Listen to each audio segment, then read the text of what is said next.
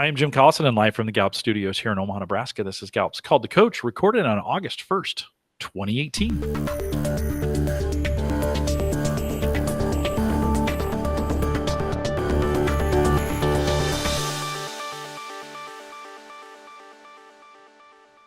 On this special edition of Called the Coach, we'll spend time investigating the experience, emotion, and empirical aspects of each element of Gallup's Q12 engagement instrument and know how it increases the power of our coaching as a primary driver of success. If you have questions during this webcast, we do have a live chat room that's available for you right below the main video window. If you just peek down there, they tried to move that on me, by the way, but right below the main video window, bottom left-hand corner, choose the login button. Just click that, then choose the guest account. Don't create a new one. Guest, take your name out and the number. Take the guest out and the number. Put your name in. Hit submit. You'll be in there. You can ask us questions live during the program. If you do have questions after you listen to the recorded version or have questions afterwards, you can send us an email, coaching@gallup.com. Don't forget to visit the Gallup Strengths Center, just gallupstrengthscenter.com for all your CliftonStrengths coaching resources and training needs. You can also catch the video on both streaming and downloadable audio for offline listening. We call that podcasting if you're starting to get into that. Some of you have been doing it for a while, and for some it's new. All the links to be able to get to all our programs are available on our coaches blog. Just head to coaching.gallup.com. Mike McDonald is our host today. He works as a senior workplace consultant here with me on the riverfront. Actually, his office is right next door to mine. Mike, welcome back to another Call to Coach. I love it, Jim. It's great to pick things up again. As you could tell, I was out of the gate fast and furious. You were ready to go. We had to just get the show started. Hey, before we get started, as we're talking about Q4, this is a little time sensitive, so we won't spend much time doing it. But 19 million, as of about an hour ago, have taken the CliftonStrengths assessment. So pretty excited about that. If you're listening, later, we're probably at 20 actually already by the time you're listening to this. It's going pretty fast, but congratulations to everybody that spends that time, that work, to you coaches out there, the potential that we have around CliftonStrengths. And we're pretty excited to share 19 million on that. All right, Mike, we are digging into question 4 today, which I said in the pre-show is a little bit of, not a little bit, it's my favorite question in what we do, and I think has the ability to make enormous amounts of impact. You've got some more information to bring on it. Let's talk a little bit about it. Give us the basics, and then we'll dig in. Yeah, absolutely. And just to underscore what you had said earlier, Jim, literally and directly, congratulations to you, Jim Collison, and really honestly to all the coaches who are listening and who represent 19 million. When we think about the space for recognition and praise, you all are moving the needle on that, and it's increasing at an increasing rate, and that matters to everyone. So definitely a recognition and praise moment, well deserved. So yes.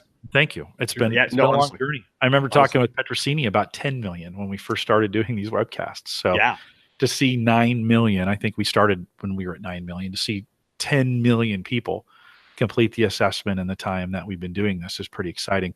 We're just scratching the surface. There's a lot of work to do, Mike, and certainly engagement kicks in, and what becomes, it's tough to do. We've said this before, but it's tough to do strengths interventions without some kind of engagement index. You said that. So if you're new to this, we've got a whole series. The first 3 questions we've already talked about, and but man, these things, this is like peanut butter and jelly. Is that an American reference? Are we the only ones that do peanut butter and jelly, or does everybody? Gosh, I think it's an American thing. You could throw in, I was thinking, some Vegemite or some Marmite, if you wanted to, depending on how global you want to. And then I'm done. I think I might be out after that. That's it. I'm tapping out of that one. We're going to get in trouble. All right. Let's dig in with what we know. No, yeah, maybe we should just stick to what we know, Jim. I think that's good advice. Okay, so so the item itself, past 7 days, in the last 7 days, I have received recognition or praise for doing good work. To Jim's point, incredibly powerful, but as we're going to find out, also incredibly underutilized for the potential it represents. And the connection to our coaching around strengths and around positioning people to do what they do best just can't be missed. And as we enter into this, we obviously will continue to integrate reference points to resources, to things that you can use to make sense out of our coaching.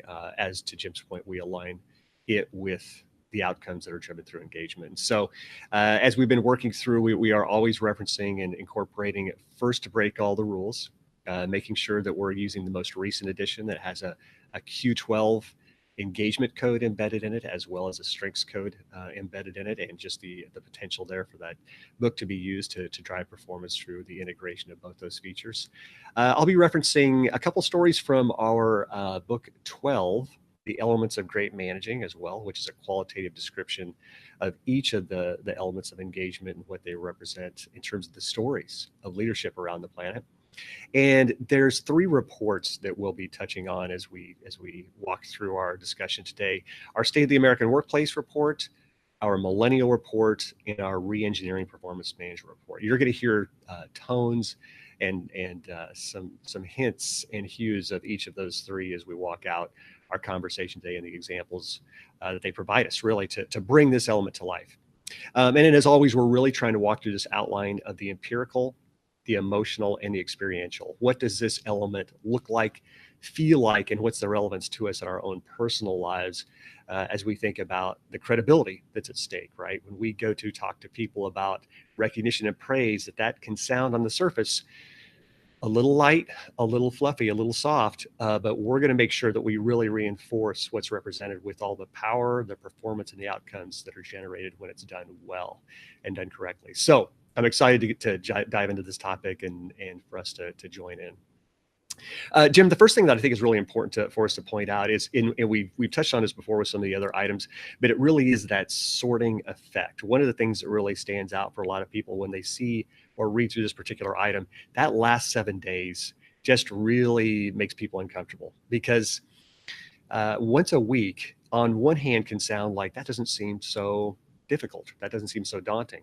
But then when we really start to think about how that happens through our own individual power effort, all of a sudden that seems to be a pretty brisk cadence. And for our audience, when you're coaching through into managers and team leaders, they can get really overwhelmed depending on their team size, about thinking about the time and space they have in an average week, and how do they, with authenticity and credibility, deliver meaningful recognition to everybody on their team in 7 days and have that frequency around it.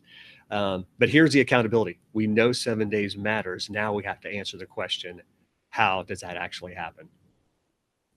The request on the other side of the item, when you think about the motivational need that's really represented, what we're really striking at emotionally is it's a request to help me see my value. What is it that I bring to the table? What's unique about it? And this is where, again, it's so important for our coaching or for team leaders. This is the typical mirror being put up in front of that person, because typically where we're at our best, as we all know, as really sensational strengths coaches, we know that oftentimes we're blind to where our areas of greatest contribution are. There's an opportunity for self-awareness to be gained that's reflected through recognition and praise. And so we're not doing very well.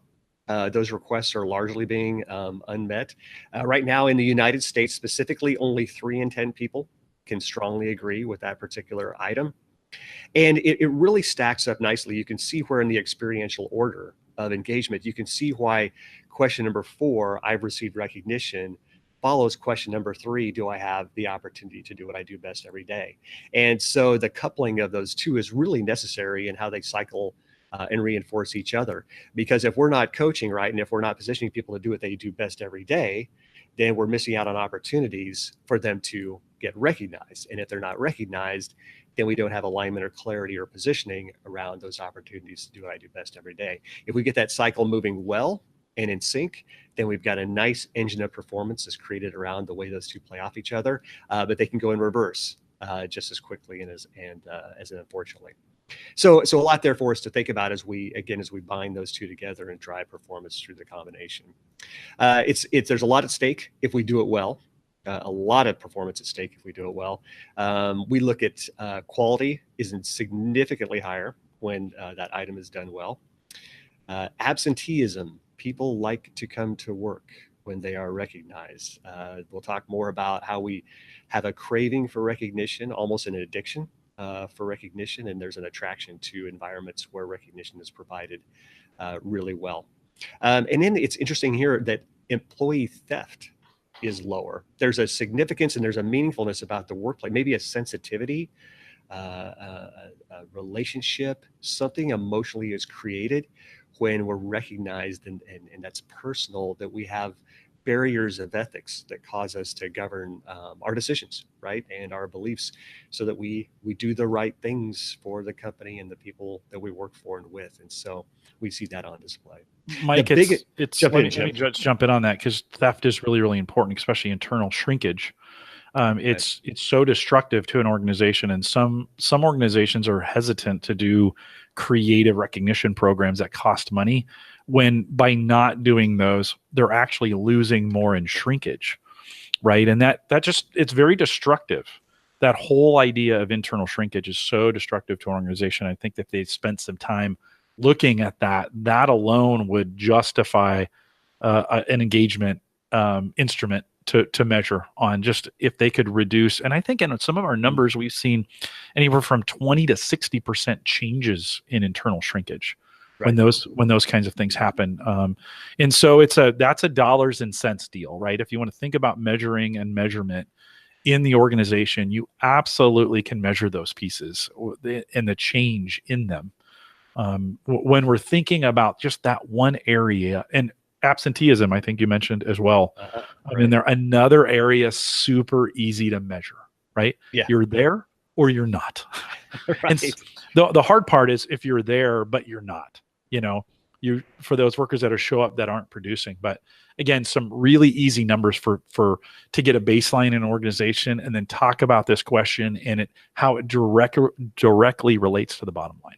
Yeah, that's a great point, Jim. I had never thought about it that way, but the economics of recognition and praise, right? Yeah. And if we think about putting that financial model around a really well executed recognition and praise program, it can justify itself really quickly. Jim, we work with a lot of Fortune 500 companies, and I know one in particular where if you were to dollarize the employee theft, the shrinkage, right, is the term. If you were to dollarize the employee theft they have on an annual basis, the dollarized representation of what is stolen by their own employees would place them as a Fortune 1000 company. Wow. Yeah. So there's some scale there for us to pay attention to. So again, when we think this is soft, look at the other side and look at the behavioral economics, right? Our decision making when we're being recognized and what that means to us. We just have different decisions. There's just a different level of ethics that's represented as an outcome. Yeah. So here's a headline, Jim, and here's again, a lot of power behind the shrinkage aspect of what's reduced when recognition and praise is done well. The one that really got my attention when we sort through the data is the fact that employees who do not feel adequately recognized are twice as likely to say they will leave their company in the next year. So just boom, right out of the gate, just double the likelihood of your talent. And typically, as we know, here's what's at risk. It's not the people that you wish left. It's always the people that you didn't want to leave who are the ones who leave, right? It's those stars, it's those top producers, because they know if that need is not being met, they for sure have the capacity to find other places where it will be, and they have performance that comes along with them. So a lot at stake and a lot at risk when we do that well. And the landscape again is really stark, and so Jim, to your point, we look at the numbers, it's not just underperformed, but the polarized gap of it not happening at all is really significant. So it's not uncommon to find 20 to 30% of teams or workplaces where they're saying literally, I have not received any praise at all in the past year. In fact, my best efforts are routinely ignored. And so it's when you sum it all up, it's to think that there's 65% of the United States population can say that they received no recognition in the workplace in the past year is a pretty big hurdle for us to clear. Jim, here's a great story then, and I say as we think about the psychology and the underpinning motivation that's represented by this, one of the just seminal stories that comes out of this is one that's shared in the aspect of a classroom. And this is in our book around the 12 elements of great managing. But this story goes where a professor was late to work, was late to class actually one day, about 10 minutes late, not crazy, but just enough for the class to put together a little bit of an experiment. So the professor walks in and he's setting his stuff down, and he has a real interesting delivery. As he walks, he talks, as he talks, he walks, and it's almost as if he's measured the room out in even segments, and he just paces very evenly back and forth from the complete left-hand side of the room to the right-hand side of the room, very measured in his delivery, and almost times the cadence of his steps with the points that he wants to make. And on this particular day, over the course of his lecture, by the end of the class, he had almost completely isolated himself to the right-hand side of the classroom, almost to the point where he was hugging the wall. And unconsciously, but that was where he found himself. And so at the end of class, a couple students came up and they said, "Hey, we tricked you." And he, completely unbeknownst to him, and he's like, "Okay, so let me in on it. How did you trick me?" And so what they had done is, and again, in a lighthearted, joking way, they weren't trying to belittle him or make him feel bad, but they had set it up so that the amount of feedback that he received from the left-hand side of the room to the right-hand side of the room increased. So when he would pace to the left-hand side, the students would fake like they were checking their cell phones or yawning, not making eye contact, leaning back disinterestedly in their chairs. But then he would move to the right-hand side of the room, and then the energy level would pick up. So when he got to the middle of the room, the right-hand side of the room, like they were darn near giving him a standing ovation for every point he made when he got to the right-hand side of the room. Well, no surprise, look at the subconscious behavioral shift that he made in where he spent his time, who he was giving his attention to, all to that right-hand side of the room. And so a really interesting example, and one that in a light way, I think really creates a really powerful discovery, that even if we aren't intentionally or consciously attracted to the things that we're being recognized to, our subconscious absolutely is changing and shifting our behavior. So one of the things that we have too is we think about that, and so we think about stories. One of the powerful ways that's really represented in this item of recognition is I really want us to back out and think about a culture, and think about organizations or teams, and think about the culture that's being created, what's represented in recognition. So when we think about stories and the statement that stories propagate our culture, think about what you're doing to promote mission, to promote values, and promote performance in the most powerful, personal, effective ways that we possibly can. So think about this. I love as a backdrop, when we think about coaching to this item, we know that everybody has talent, right? So if we stand on that belief that everybody has talent, that should shift our coaching attitude. It should coach our leadership attitude. So if everybody has talent, then everybody should probably be a hero at some point on a daily basis, a weekly basis, in terms of what they represent. At some point, everybody should be a star where they deliver performance that only they could deliver. And so when we think about recognition and praise, I think about the fact that maybe there's an accountability there, that maybe our coaching and team leadership really ought to mass produce the numbers of stars on our teams and the numbers of heroic moments that they generate for our teams and our organizations. What's the performances that are represented by their abilities, and are we capturing those? Are we capturing those in a way that's meaningful and effective, and making sure that they are living, breathing examples that influence the rest of our behavior throughout our organization and team? Is there a network of recognition that's generating performance on the other side? So just think about that. If you would, and this is where now all of a sudden we can start to manifest the ability for recognition to happen every 7 days, is when we've created those examples and we've recognized those individuals on our teams. We've not only invested recognition in them, but now they step into a responsibility with confidence and clarity that they may not have possessed before, and they do that thing even better, and they lift up the rest of our efforts even more. So the equity sensitivity in terms of what we're all giving to our organizations raises the watermark and inspires and drives performance as a result. So Jim, I know you had an example that I'd love to kind of just pause and let you share just recently with your own intern team that I thought was really representative of so much of that amplification of recognition. If you listen to us on Theme Thursday, Mike and I talk about this idea of an Ebenezer, and I know you know what that means, but it's a biblical term. It really was just a pile of rocks where the nation of Israel would come back and remember great things that had happened to them. And I think it's some of these recognitions. We spend a lot of time here at Gallup with visual representations of this recognition. This year with our high school internship team, we started the year with a blank, those big wall Post-it notes that you can write on and stick them on the wall. We wrote their top 5 on it, and they were blank.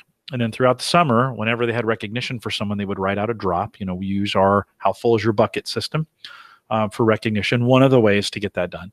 And as they saw things that were going right, they would be able to write that drop and stick it stick it on the pad of paper, right? That was her top 5. We made an intern video. That's available if anybody wants to see it. You can shoot me an email if you want to get the link to that. But we shot a video, and in the video they show the beginning, and they're all blank, and then they come back at the end of 6 weeks, and they're full, right?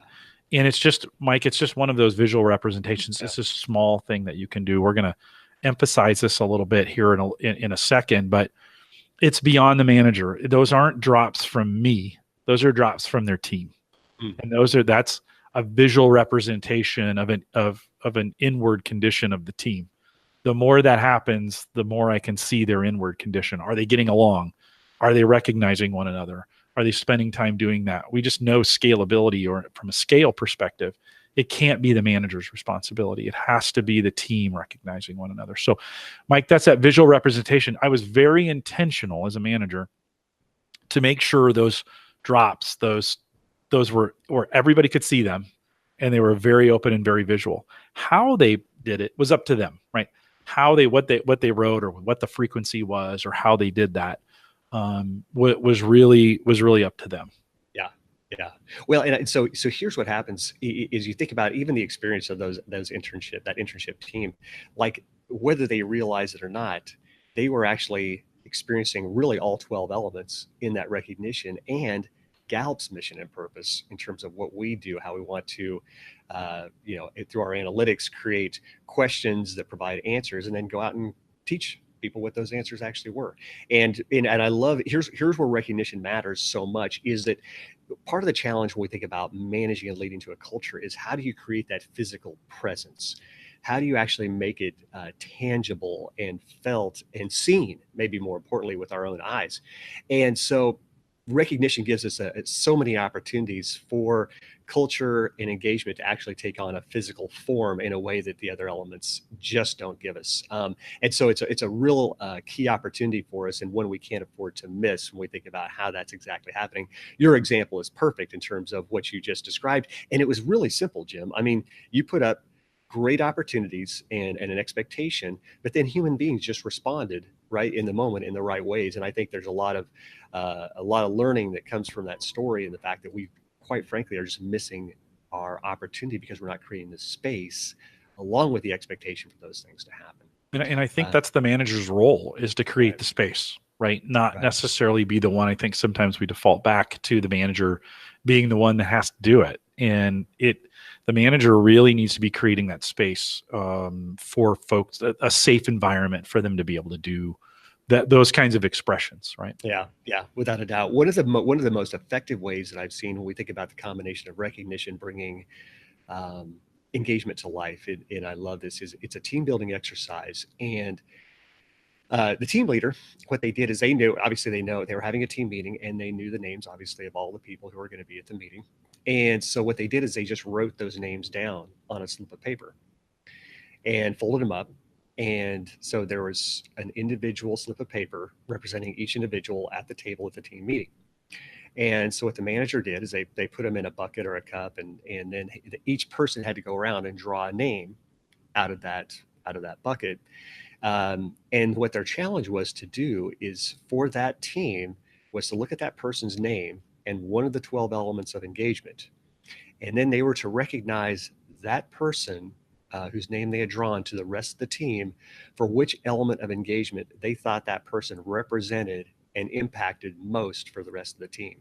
And so look at the inroads, look at the convergence. Then you've got engagement being personalized. It's got a physical form now. We're seeing a person who represents it. That person now comes to realize, wow, I had no idea my team thought that I was the embodiment of that particular item. So that's great recognition, but also great responsibility for them to step into with more decision and involvement. And now we know what best practice looks like, not just what it looks like in terms of a 5 as a number, but now it's what it looks like as a 5 in terms of a person.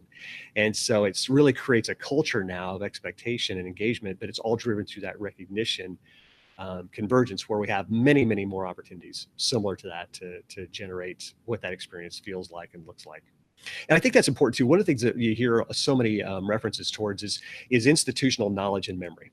And when you think about the culture of an organization, and what those memories are that are so intact, and what we as an organization know, and how we keep that intact. So much of that, if we do recognition right, can be driven through osmosis, that we have this collective sense of what performance looks like, and what tradition and expectations and future and vision and mission all look like, because we are influencing each other through this connective tissue of recognition. And so it's important, as we think about just the art of storytelling within our own teams, what are those proverbial campfire stories that get passed down from one generation to another, that carry with them the spirit, the integrity, and the performance expectations that company really retains. And so here's where I want to land with this.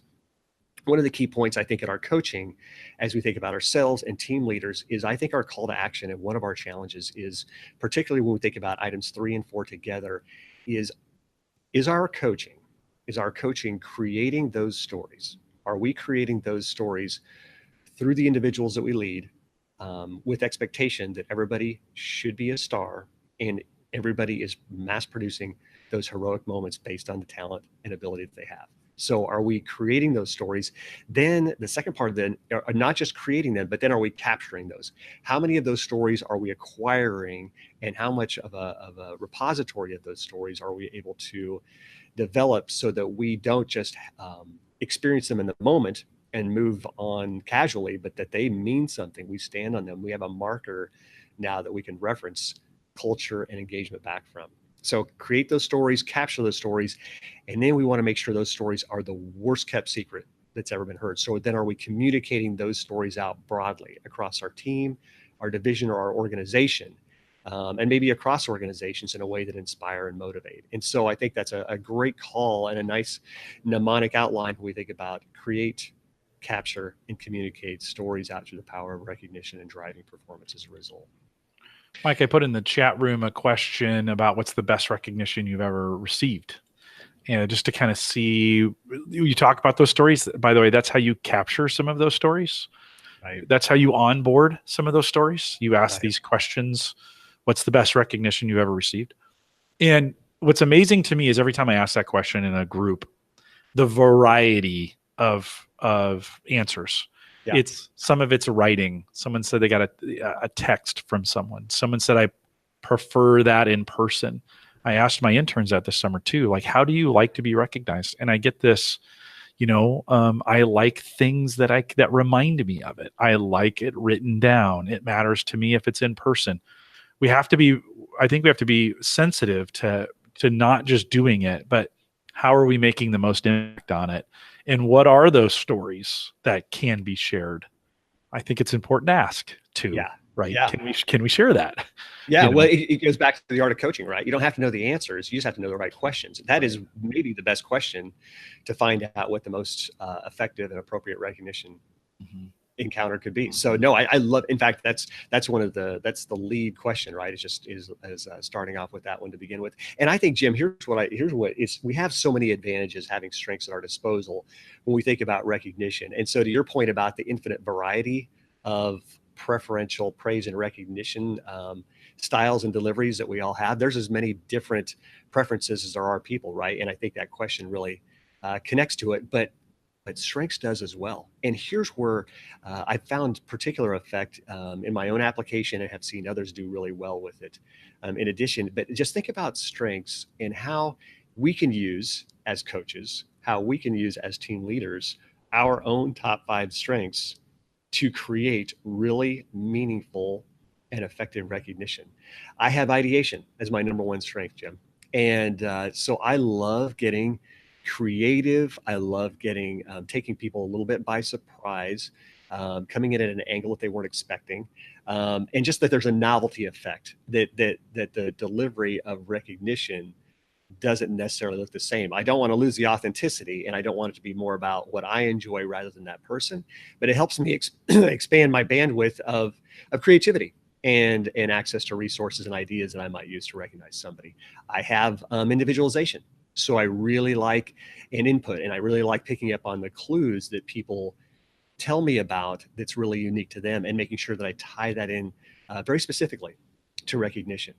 But I've seen people who are very different than I who, let's say they have analytical in their top 5. And so they are really adept at accumulating just incredible data that tells a mathematic impact and performance story as they recognize that person, so that recognition is incredibly accurate and precise and reflective of the metrics that were impacted by that person's performance and what the recognition looks like as a result that way. So our transmission can be so much more effective as we recognize people because we're leveraging the strengths that we have. And so I really encourage people to be very intentional about that. The other side of the coin works really well also, correct? We know that we've got great insight into what a person's preferential style of reception might be around recognition. And I always think about our friends with deliberative in their top 5, right? That there's that space where they're not, they like to know that there's an integrity and authenticity. Maybe there's a little bit of a delayed space for them to make sure that there's not any risk or any premature delivery in that recognition. And so typically we know about somebody with deliberative, as I use them for a convenient example, is they're a little bit recognition resistant just because they're a little bit slower to warm up. How is this going to feel if I get recognized? Does the rest of the team feel bad? Does it elevate me in a way that's awkward or weird relative to the performance that maybe we all shared in and did? So that's one example of a strengths preferential style. But I think about somebody with includer. How would they like to be recognized? They'd probably like to have it, in a group setting. Think about somebody with significance and how they would like to be recognized. And we can go through each of the strengths, right? But I would contend that strengths is the language of recognition. It's a language of so much, but I would contend strengths speaks the language of recognition. And so I would encourage us all to really leverage that in that language and that delivery. Eduardo asks in the chat room, so how would you suggest a manager learn to give recognition? By the way, not just the manager. How does the team learn to do recognition? I think I really want to establish this isn't a manager. The manager's job is to create an environment that is safe for recognition. It's the team's job to recognize. Yeah. And so how do you do that? Well, how do you learn to do that, Mike? I think we're going to talk a little bit more about that here coming up. So we'll spend some time talking around what are some ways, some insights for us to learn how to do this right. Yeah, absolutely. But I can give a couple reactions just right out of the gate that I think do tie into the points we're making right now. First off, so Eduardo, great question. The thing we have to figure out here, and this is why this particular item challenges us as much as any, is that as human beings, we're actually wired more for negative information than for positive. Part of that's just our survival instincts, right? And so we are more adept at picking up on things that aren't going well because we are in tune with threat and risk, and we just aren't naturally wired to see things that are as positive, right? Where there isn't a threat or risk. And so it's okay to survive, but actually we can flip that. And I think a couple points, Eduardo, to your question is practice and space. We talked a little bit about that earlier, but we really do need to practice giving recognition better. And the space, not just the space to do it, but the frequency of space and the opportunity and the expectation around giving recognition is one that needs to be created. And if we do that well, we see a release where now recognition isn't singularly and solely contingent on the manager, but now it's a team level expectation. And we have peers who are recognizing each other, managers recognizing their teams recognizing their manager. And so we've got 360 degrees of culture all wrapped around a generation of recognition that's very authentic and accurate. But I think it's important for us to just know that we're just not wired for the positivity in that sense. And so again, that's why I'm so grateful to have strengths at our disposal, because it shifts our whole notion now around that delivery of positive psychology, right? To convert that. And actually, if I play off of that, what we do know is that actually question number 4, recognition, when we think about most powerful drivers to move those who are actively disengaged, when we think about that category and that mindset, question number 4 in a coaching conversation is a great way for a team leader to close that coaching proximity, that recognition proximity, that relational proximity, to where now that person starts to have some trust, starts to warm up to the possibilities that they have an external contribution to make, that they're necessary and needed for excellence and success. And so that's one of the 3 drivers, one of the 3 predominant items of engagement that actually move somebody from actively disengaged to a mindset where they're engaged. So a huge opportunity to convert there as well. And Jim, to your question, when we get into the practice and the coaching of it, is quite frankly, what's been your best kind of recognition, or tell me about your favorite kind of recognition? How often do you like to be recognized? We know that it's 7 days, but there might be some variance for some people. And then who do they like to be recognized from? What's the source of recognition that they really value?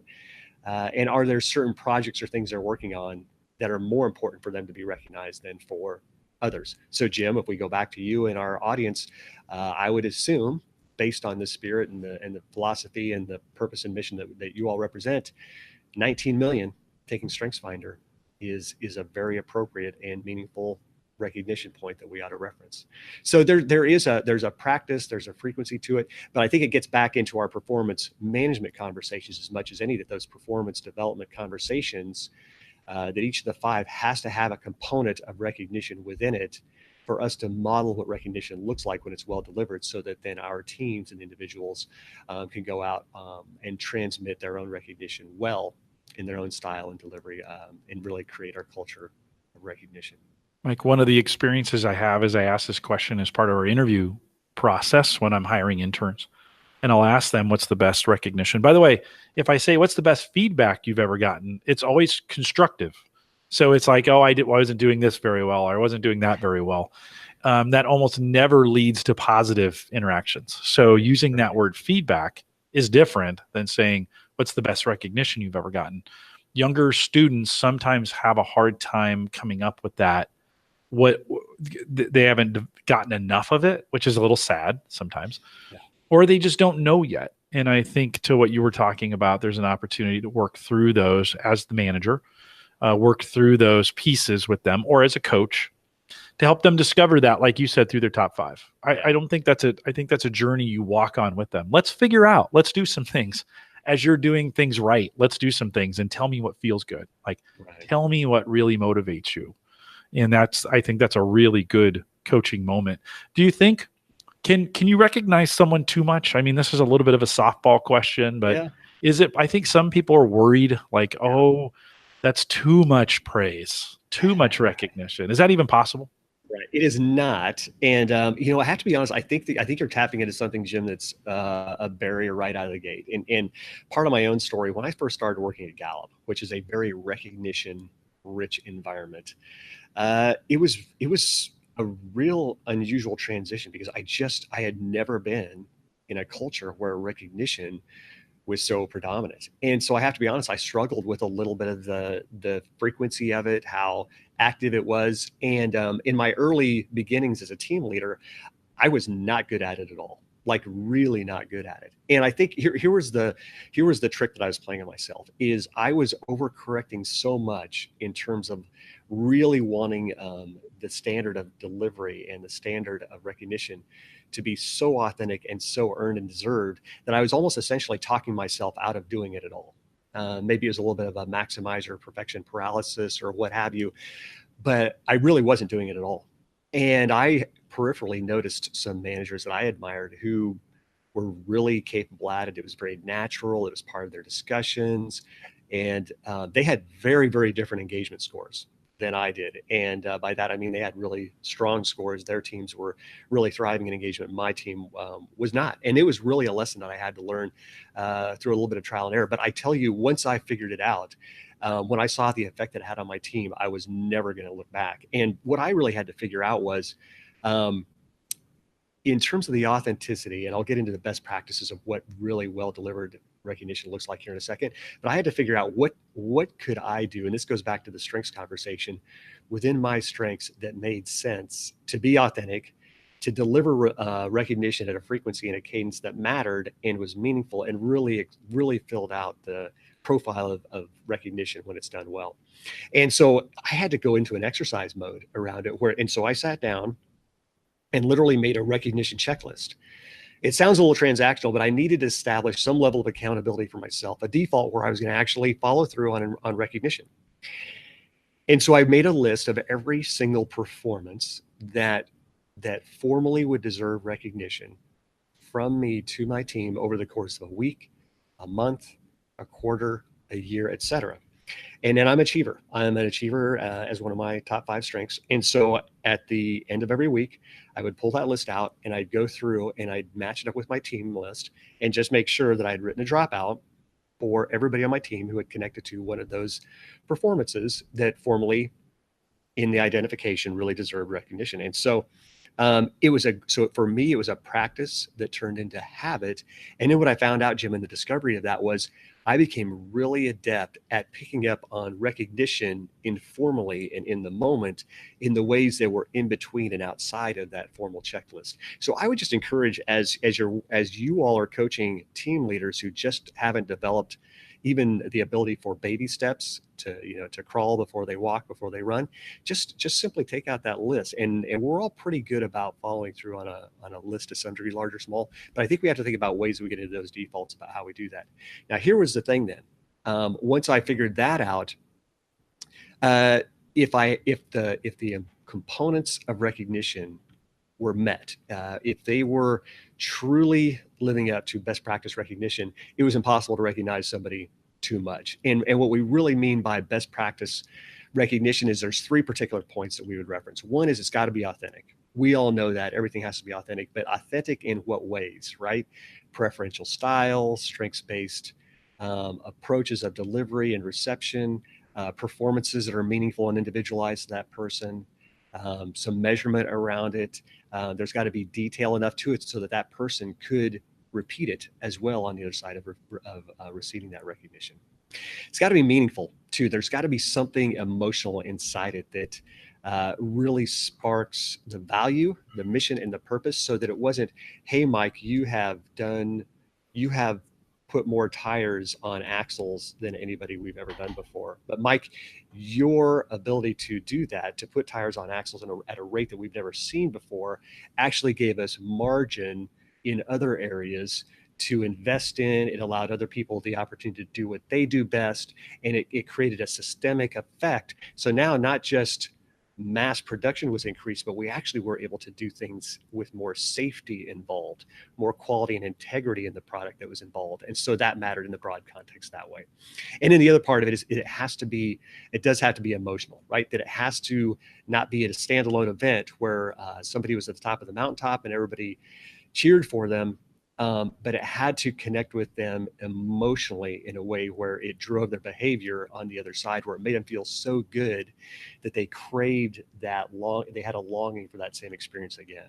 And that's where it gets kind of interesting, I think, for our own audience, is just thinking about these dopamine parties, these dopamine parades that we actually create, that literally physiologically we are creating. And we see it in lots of bad addictions, but we have an addiction for recognition. And so when we have these moments, there's literally creating a chemical imprint on the brain where it desires more of that. And so when we wrap that around the right performance for the right reasons and the right delivery, it transforms a culture. It transforms a culture. Mike, I spend a lot of time thinking about how do I build in the internal motivations or the internal rewards. In other words, when they do their job, there's a benefit. Then that tangible benefit plays into a personal motivation and a desire to complete something or to get something, or, in other words, what is that thing that really gets them going? And can I make the outcome of their job provide that, so that they're thinking the more I do, the more I get, right? And so it takes away from the monotony or the doldrum of it. If it's a a production item, it may take away from that repetitive, then feeds into a system that is self-generating, that is self-rewarding in some ways. Right. And so for me, I think, when we do these webcasts, I track the number of downloads, right? And that matters to me, right? And so I don't have to my manager doesn't motivate me on the number of downloads. That's a self-motivating, item that I'm going to track, and it matters to me. Right. That's a metric I choose to track because it self-motivates me. And I think if we can find some of those systems for people where the system itself is the reward, right? Or there's a personal interest in the outcome, If we can Right. get that close, this is where that job sculpting comes in, right? Where if we can get those outcomes close to those personal motivations, Yeah. wow. I mean, Yeah. you've got this self-driving vortex of recognition that isn't driven by the manager or by the team. It's driven by their own outcomes. Right. Right. Right. Again, as a manager, we need to be sensitive to that and be able to create those environments where things like that can happen. Right. Yeah, and I think that's an important point, Jim, because we do. There's a system, but there's an agility within the system, right? So the system is has a structure to it, but it doesn't strangle the fluidity or the dynamic within it in terms of people's ability to recognize each other in unlimited and creative ways. And one of the things that you make me think of in that story is and I've been looking forward to being able to share this, but the classic and legendary golden banana recognition story. And so if we go back a few years, Hewlett-Packard, they had a team leader and a team, and they'd been working on a project, and it'd been a huge struggle. Like nothing had gone right. And finally, after exhaustive effort, a team member just barged into the manager's office, and she was like, she was like, "We've done it. We've done it. We've finally figured this out. We've conquered it. We've cracked the code, literally, for Hewlett-Packard." Wow, I mean, cannot believe that they'd finally overcome this hurdle. And so the manager, and I'm gonna, for the sake of a prop here, the manager had, this is a moment, this is a dynamic moment. It can't be missed, it can't be replicated. So he's desperately scrambling around his desk for something to recognize this person with, and he reaches into his lunch bag, and in his desperation for recognition, pulls out a banana and reaches across the desk and is like, "Here, congratulations, that's amazing." And I'll stop threatening you with this banana now as I tell the story. But so in the moment, though, that created that fluid dynamic exchange where, to the best of that manager's ability in that moment space, there was a physical representation of recognition. And here's where the story gets really big: is the Golden Banana Award at Hewlett-Packard right now is one of the most highly esteemed awards that one can attain, if not the most highly esteemed awards that somebody can attain at Hewlett-Packard. And all around the ability to persevere, the ability to move through resistance, and to take an organization and a product to a place of success and excellence. And so I think that story is just so fantastic for all of the references to the dopamine that was created, to the references to how fluid and dynamic recognition can be, and then more importantly, to the broad emotional appeal of stories. So think about how many times now the Golden Banana story has been told around the planet based on a manager and a team member celebrating a moment together in a really fun and creative, but obviously meaningful way. So we have so many options at our disposal. It's really remarkable. Mike, we had a cryptocurrency contest. I wanted our students to kind of understand what's going on in the cryptocurrency, Bitcoin, some of those other kinds of things. And so we created this contest, and there was a traveling Superman that would, for the winner each week, actually each day, there at 10 o'clock, an email would come out automated by one of the interns, which was great. That would come out with who was currently on the leaderboard, right? He would go out and scrape the results and create a leaderboard. And then they would call it the walk of shame. The person who had to go give it to the person who was the leader. And that changed hands several times over the course of about 4 weeks. That little Superman was actually a little gift I got at Burger King. Like I ordered a kid's meal, and it came, and I keep those things. Yeah. But there are those kinds of Ebenezer's, right? There are those kinds of, and so this Superman award was just, again, it cost me nothing, but its value was inherent in the value it was given by who wanted to be the leader. And so at the end, the one who won the contest got lunch with me and got to keep the Superman.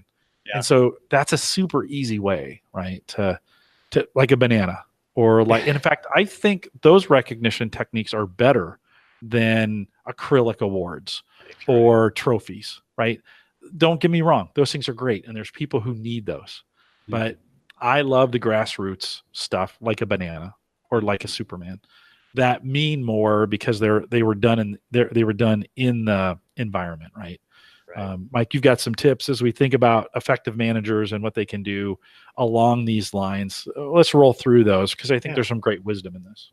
Yeah. So if you'll all indulge me, I went through, and I think a lot of us are familiar with SMART action planning or SMART goal setting. And the acronym SMART stands for specific, measurable, action oriented, realistic, and timely. And I really think that that SMART approach has a great application to recognition. And so while Jim and I have told stories about how dynamic and fluid recognition can and should be, I did think that the SMART outline gives us some really great perspective and scope about what does best practice recognition look like. And so a couple of features I really wanted to walk us through that I think as takeaways help define recognition and our ability to do it well. So if we think about specific, obviously the reference point there is how detailed is the recognition to the performance that's being highlighted.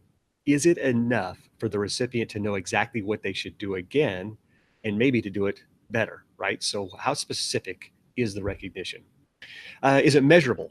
So thinking about the ability to introduce and involve metrics, stats, numbers in a way that really assists in demonstrating the power of the performance and the recognition.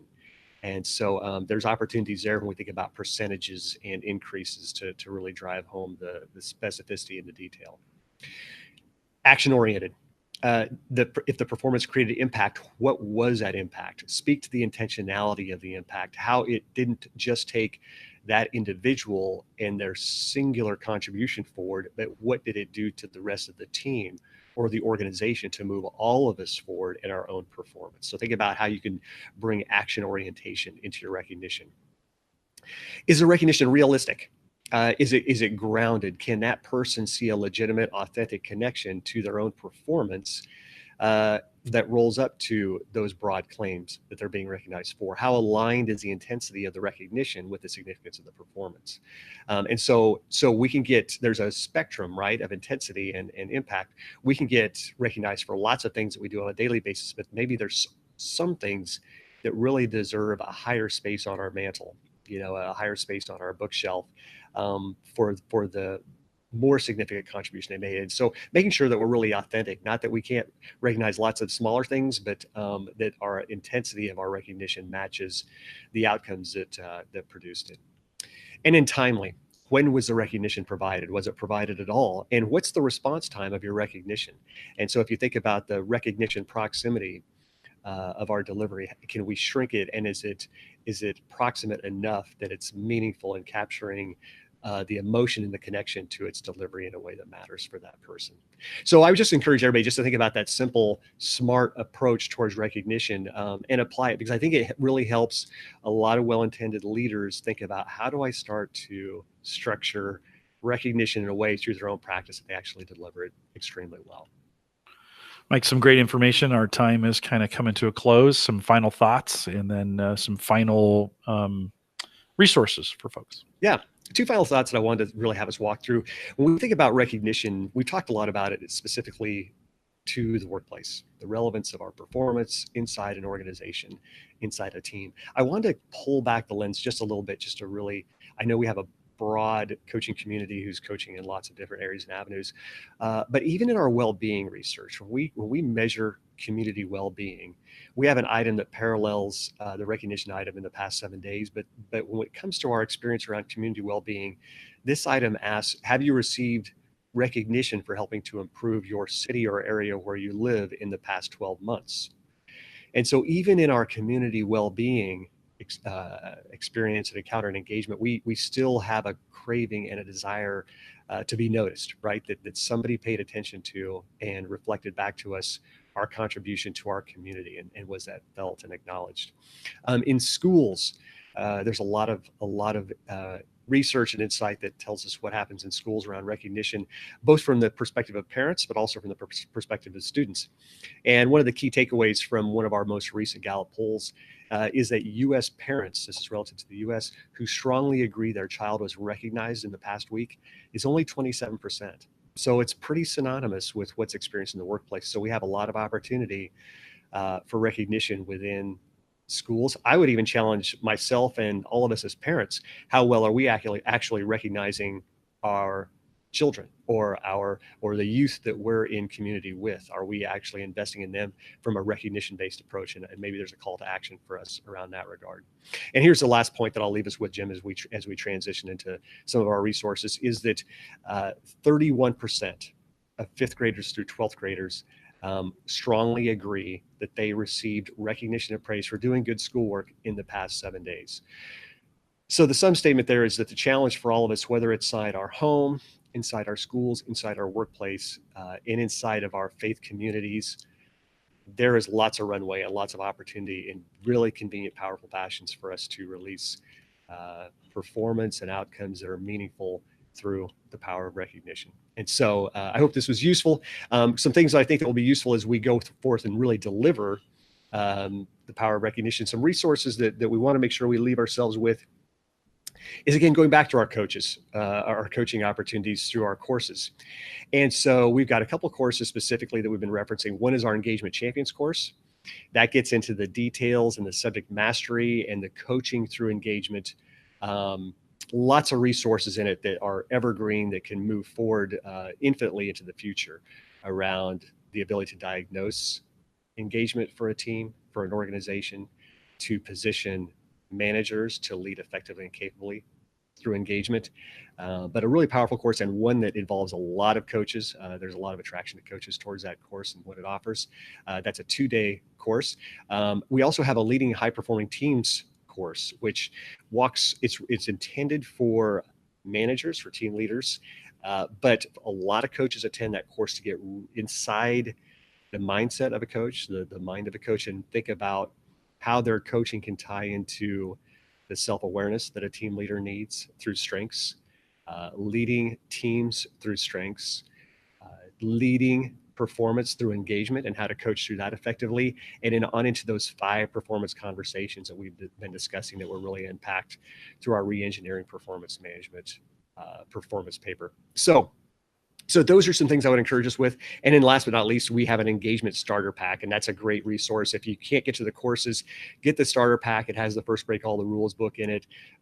We have a creating engagement for workplace manager packet, some discussion cards to provoke exercises and opportunities. But all of these really can be oriented around the power of recognition if done well to drive engagement. So very useful in that regard.